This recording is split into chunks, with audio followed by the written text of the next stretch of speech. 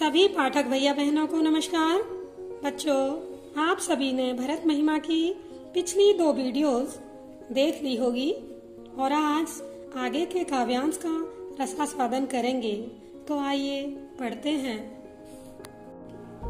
सुनत सुमंगल बैन मन प्रमोद तन पुलक भर, सरद सरोरुह नैन तुलसी भरे स्नेह जल। यहाँ पर उस समय का प्रसंग है जब जंगली जातियां, किरात, कोल, भील इन सब लोगों ने आकर श्री राम से भरत का सेना सहित उनसे मिलने के लिए वन में आने की सूचना दी।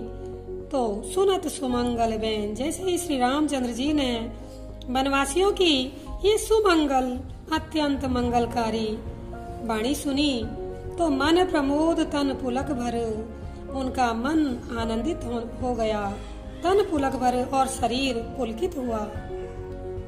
श्री रामचंद्र जी अत्यंत प्रसन्न हुए और उनके शरद सरोरुह, शरद ऋतु के सुंदर कमल, सरोरुह का मतलब है कमल, कमल के समान नेत्रों में तुलसी भरे स्नेह जल। तुलसीदास जी कहते हैं श्री राम के शरद ऋतु के नील कमल के समान सुंदर नेत्रों में स्नेह का जल, प्रेमाश्रु आ गए।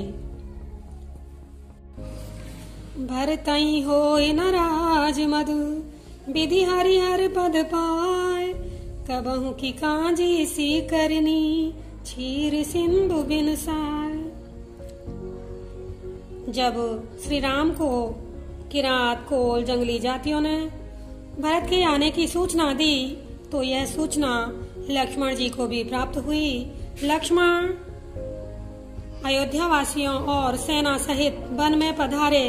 भरत जी पर शंका करते हुए श्री राम से कहते हैं कि भैया, कहीं भरत इस भावना से तो वन में नहीं आए हैं कि वह ये चाहते हो कि आपको समाप्त कर उन्हें निष्कंटक राज्य प्राप्त हो, उनके राजा बने रहने के मार्ग में किसी प्रकार की बाधा ना हो। कहीं वो आपको मारने की भावना से वन में तो नहीं आए हैं।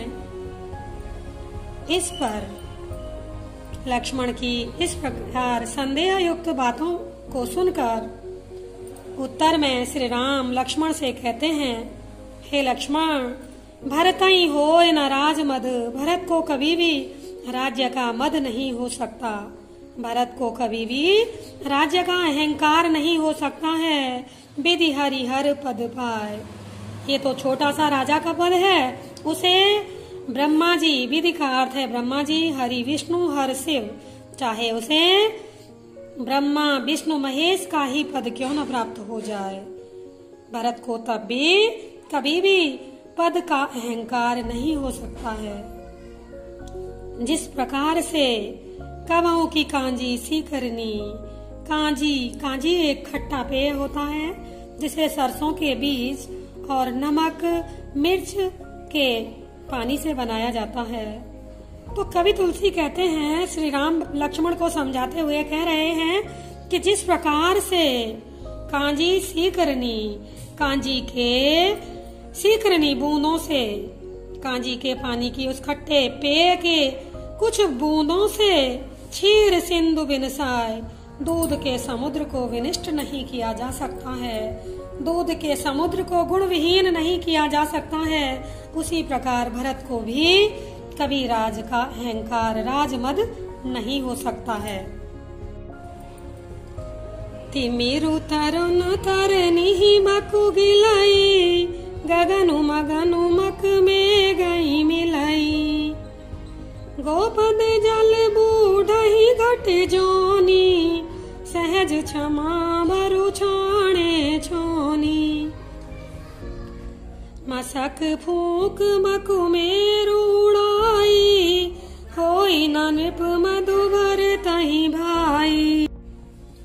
इन पंक्तियों में कवि तुलसीदास जी ने भरत की महिमा का वर्णन करते हुए श्री राम के भ्रात प्रेम और उनकी चरित्र की दृढ़ता का वर्णन इस प्रकार किया है।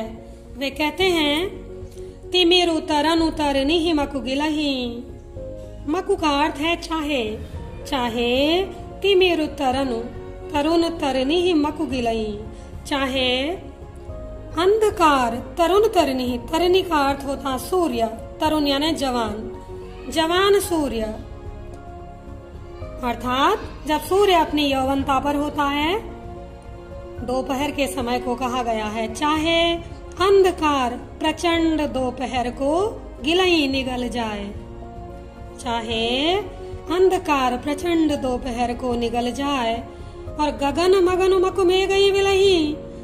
चाहे आसमान मेघ ही मिलही बादलों में मिलकर विलीन हो जाए। चाहे अंधकार प्रचंड दोपहर को निगल जाए और चाहे आसमान बादलों में मिलकर विलीन हो जाए।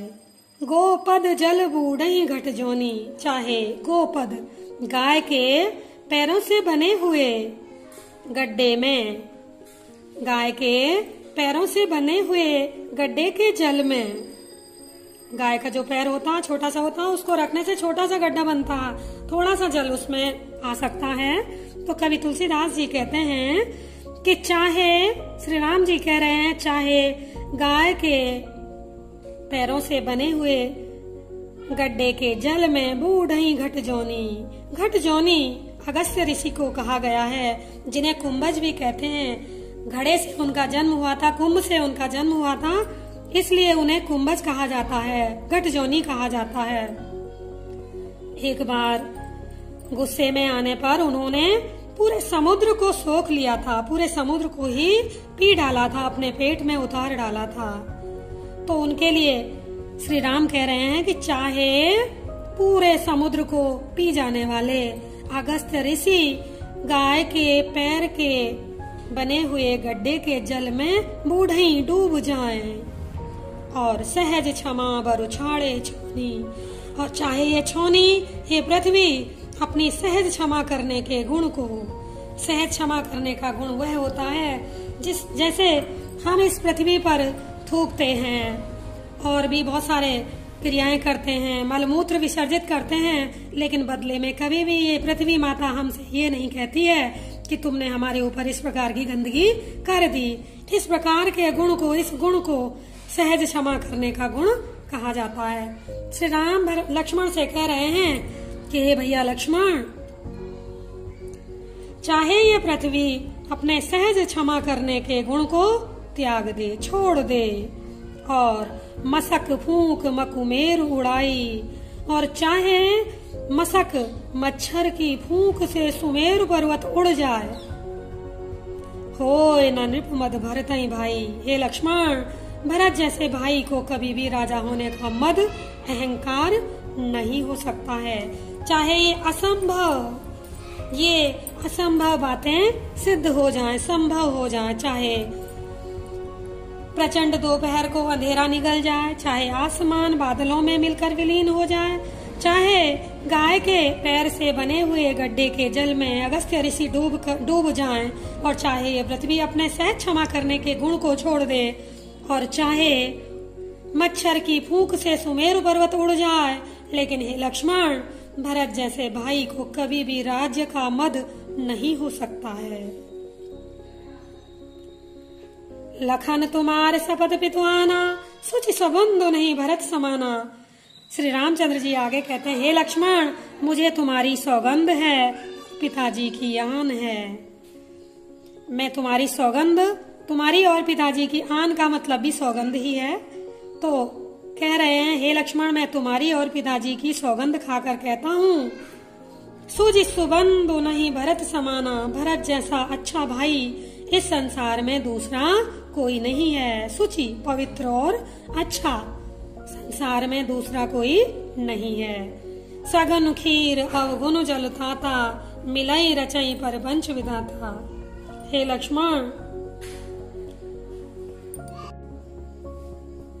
सगुण खीर अवगुण जल थाता, मिलई रचई पर पंच विधाता। विधाता ने, ब्रह्मा जी हैं, श्रेष्ठ गुण रूपी दूध और अवगुण रूपी जल को मिलाकर इस संसार की रचना की है। गुण रूपी दूध तथा अवगुण रूपी जल को मिलाकर इस सृष्टि की रचना की है। और भरत हंस रविवंश तड़ागा, जन्म कीन गुण दोष विभागा। और सूर्य वंश में इक्ष्वाकु वंश के तालाब में भरत रूपी हंस ने जन्म लेकर गुण और दोषों को अलग अलग कर दिया। भरत रूपी हंस ने इस सूर्य वंश में, इस इक्ष्वाकु वंश में जन्म लेकर गुण और दोषों को अलग अलग कर लिया। जिस प्रकार से हंस दूध और पानी को अलग अलग करता है, उसी प्रकार विधाता ने, ब्रह्मा जी ने गुण रूपी दूध और अवगुण रूपी जल को मिलाकर इस संसार की रचना की थी। और भरत रूपी हंस ने इस संसार में जन्म लेकर गुणों और दोषों को अलग अलग कर दिया। उन्होंने गही गुण पय तजी अवगुण बारी, गुण रूपी दूध को तो पी लिया, ग्रहण कर लिया, और अवगुण रूपी जल को त्याग दिया। भरत ने गुण रूपी दूध को तो पी लिया। जिस प्रकार से हंस दूध को पीता है और पानी को छोड़ देता है, उसी प्रकार भरत ने सूर्यवंश के तालाब में जन्म लेकर के गुण रूपी दूध को तो पी लिया और अवगुण रूपी जल को त्याग दिया। निज जस जगत की ने उजियारी, और इस संसार में अपने यश से प्रकाश फैला दिया। कहत भरत गुणशील स्वभाव, प्रेम पयोधि मगन रघुराऊ। श्री रामचंद्र जी भरत के गुणों और उनके शील स्वभाव का बखान करते करते प्रेम पयोधि मगन रघुराऊ, भरत जी के प्रेम के सागर में डूबे जा रहे थे।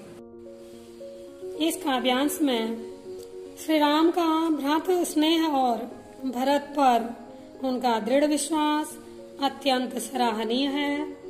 हंस के रूपक द्वारा कवि ने भरत की महानता और कवि के विवेकी स्वभाव का परिचय प्राप्त होता है। भाषा की दृष्टि से अवधी भाषा तथा गेय पद कवि ने प्रयुक्त किया है। अलंकारों में रूपक, अनुप्रास और इन ऊपर की पंक्तियों में अतिशयोक्ति अलंकार है। रस शांत तथा छंद चौपाई और दोहा छंद प्रयुक्त है।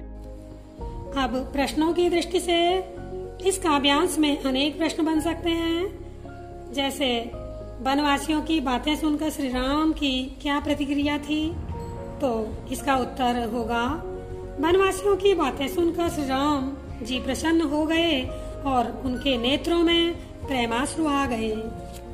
दूसरा प्रश्न, भरत को राज्य का अहंकार नहीं होने के पक्ष में राम ने क्या क्या उक्ति दी, तो भरत को राज्य का अहंकार नहीं होने के पक्ष में राम ने कहा कि जिस प्रकार कांजी की बूंदों से क्षीर सागर गुण विहीन नहीं हो सकता है, उसी प्रकार भरत को कभी भी राज्य का अहंकार मद नहीं हो सकता है। अगला प्रश्न हो सकता है, गुण रूपी दूध और अवगुण रूपी जल को किसने किस प्रकार विभाजित किया, तो गुण रूपी दूध और अवगुण रूपी जल को भरत रूपी हंस ने विभाजित कर दिया। अगला प्रश्न, भरत किस वंश में जन्मे थे, तो भरत सूर्य वंश या इक्ष्वाकु वंश में जन्मे थे। इस प्रकार से प्रश्न इसमें अनेकों बन सकते हैं।